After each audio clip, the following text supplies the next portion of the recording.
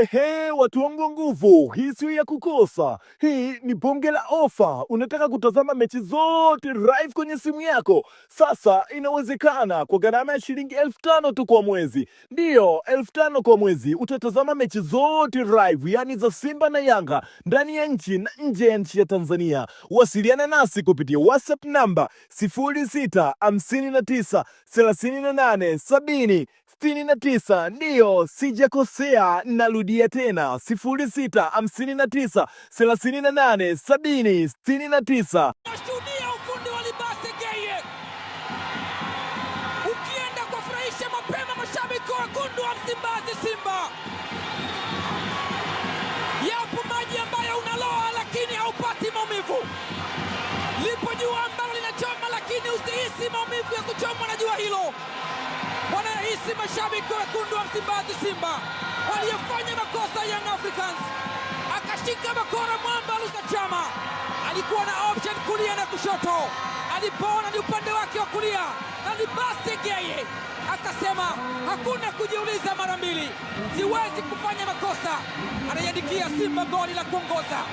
Makosa aliyofanywa na Israel Patrick Mwenda. Clatous Chota Chama lecturer akatoa darasa la namna gani pasi inapigwa kwenye nafasi bila kulisivu. Libase Geye anamtesa Djigui Diarra, macho yake anageuka na kutazama, nyeupe limezama kwenye nyavu.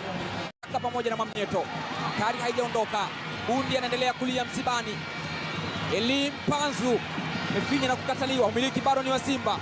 Chama kwa Elie Mpanzu, anaunyanyua Chama.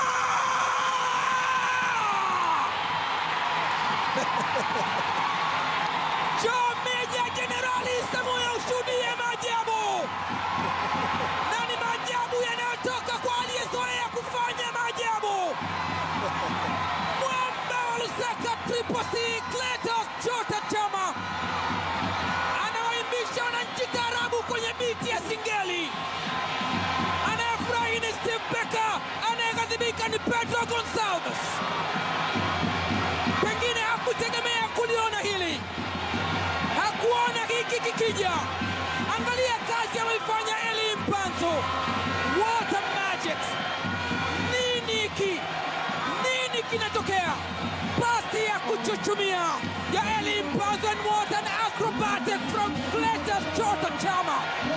Ametoka kutengeneza, anakuja kumalizia bila kulitazama lango lilipo.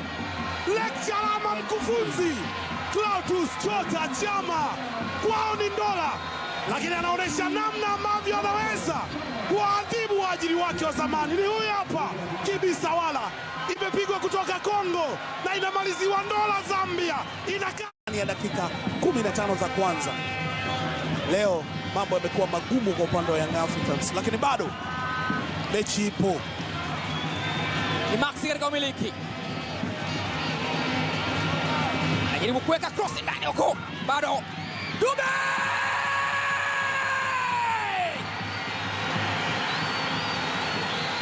Kama ulisahau unacheza na nani, basi kujia kumbukumbu kwamba ni Young Africans, timu yenye safu bora zaidi ya ushambuliaji Tanzania kwa sasa, timu yenye mshambuliaji aliyeweka kambani magoli mengi mpaka sasa. Goli la 9 la Prince Mpumelelo Dube ambalo linampa matumaini Pedro Gonçalves, ambalo linawapa maswali ya kujiuliza wekundu wa Msimbazi Simba. Angalia crossi, angalia ufundi wa Maxim Pia Nzengeli. Makosa wakayofanya Simba, akayofanya Ismail Toure.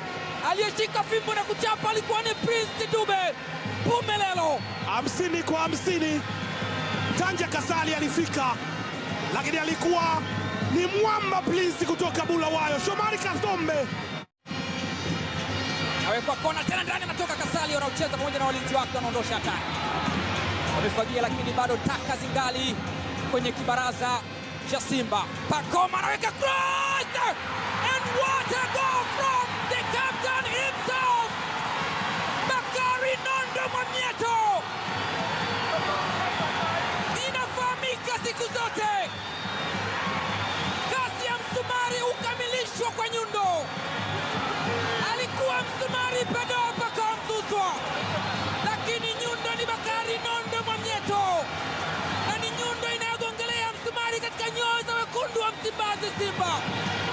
ilifanyika partial clearance, akaekewa tena mpaka Msuswa, ikawekwa cross, akaicheza Kasari, lakini aliiweka kwenye miguu ya Bakari Mwamnyeto ambaye hajafanya makosa.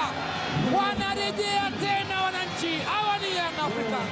Rebound ya mpira ambao ulichezwa na Tanja Kasari baada ya kichwa kwenda hewani. Prince Mpumelelo Dube ni kama alikuwa anadai chenji hivi, akautema.